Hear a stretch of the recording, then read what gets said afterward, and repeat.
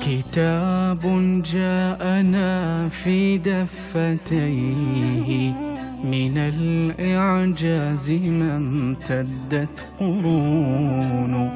كتاب الله لا تحريف فيه، فلا يطغى على العقل الجنون.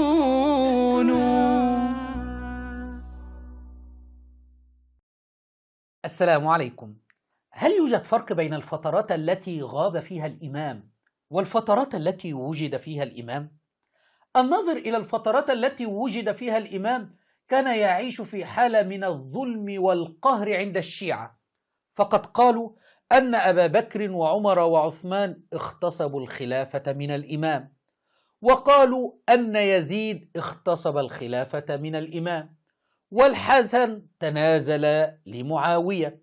فالفترات التي وجد فيها الإمام كانت فترات ظلم وقهر، بخلاف الفترات التي لم يوجد فيها الإمام، فقد قامت الدول كالدولة البويهية، الصفويين، الفاطميين، الدول التي وإيران الآن.